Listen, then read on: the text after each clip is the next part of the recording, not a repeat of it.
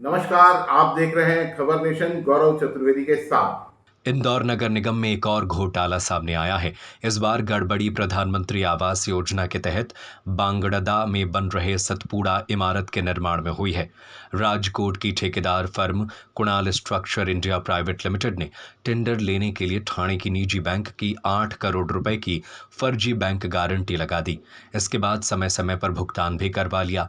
महापौर पुष्यमित्र भार्गव के निर्देश पर शुक्रवार रात निगम अफसर सेंट्रल कोतवाली थाने पहुंचे और ठेकेदार फर्म के खिलाफ एफआईआर का आवेदन दिया। हैरत की बात यह है कि कंपनी के साथ 100 करोड़ से अधिक के इस प्रोजेक्ट के लिए अनुबंध 8 सितंबर 2017 को हुआ था। उसने काम शुरू भी कर दिया और बीच बीच में कंपनी ने जितने बिल लगाए उस पर 5% सिक्योरिटी डिपॉजिट काटकर पेमेंट भी कर दिया गया। हाल ही में कंपनी ने इस 5% राशि को लौटाने को कहा तो अफसरों ने बैंक गारंटी की पड़ताल की।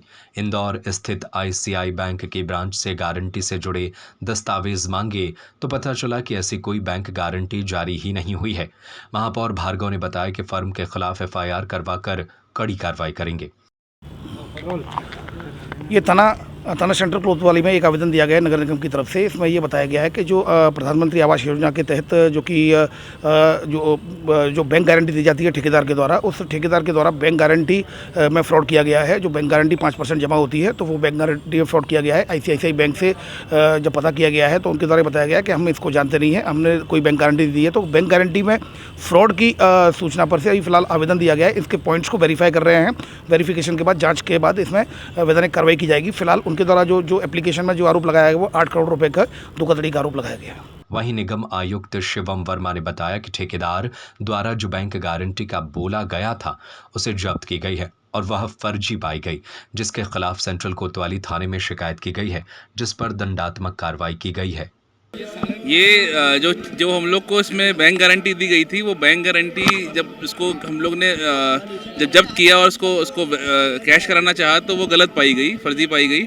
और इसका जब ये जानकारी संज्ञान में आई तो तत्काल इसमें एफआईआर के निर्देश दिए और आगामी भी जो हम लोग दंडात्मक कार्रवाई वो करेंगे। कौन अभी प्राथमिक तौर पर दोषी फिलहाल खुलासा कैसे हुआ, कैसे पता चला? इसमें एक्चुअली जब इन पे जब कार्रवाई की गई कि इनकी जो बैंक गारंटी जब्त की गई थी उसको रासात किया गया, उसको कैश कराने के लिए जब हम लोग ने बैंक को लिखा तो बैंक की तरफ से ये आया प्रतिवेदन कि ये बैंक गारंटी उनके यहाँ से नहीं की गई है, जबकि पूर्व में बैंक गारंटी को बैंक से वेरीफाई भी किया गया था। तो इसमें एफआईआर कराई गई है। मेरे ख्याल से इसमें जब आगे जांच होगी तो बैंक के भी लोग इसमें शायद संभावना दिखती है इसमें, और बाकी जो फर्म है उसके ऊपर तो कार्रवाई होगी। दूसरी बैंक गारंटी भी इसमें फर्जी हो सकती है, जो कि तो पहली है, दूसरी जो बिल्कुल हम लोग इसको हाँ, इनको जो भी इससे जुड़े हुए तथ्य हैं अभी चूंकि प्रारंभिक तौर पे हमने एफआईआर के निर्देश दे दिए हैं और इस पर जो आगे और तथ्य आएंगे उस पर हम लोग नियमानुसार कार्रवाई करेंगे। नहीं, जैसा अभी जो मैंने बताया प्रारंभिक तथ्य में ये है कि जब बैंक से वेरीफाई, बैंक का एक लेटर आया हुआ है हमारे फाइल में जो देखा हमने कि उसमें बैंक ने ये वेरीफाई करके लगाया है कि नहीं, हाँ ये हमारे यहाँ से जारी इस प्रकार से हुई है। तो हम लोग उस तथ्य को भी चेक करेंगे कि ये क्या बैंक के ऑथराइज उससे आई है कि नहीं। अब चूंकि एफआईआर होगी तो उसमें सारे जो जुड़े हुए तथ्य हैं उन सब का खुलासा होगा, सब पे जाँच होगी तो कोई निष्कर्ष भी निकलेगा और हम लोग आगे अमाउंट 10 करोड़ के लगभग है ये अमाउंट।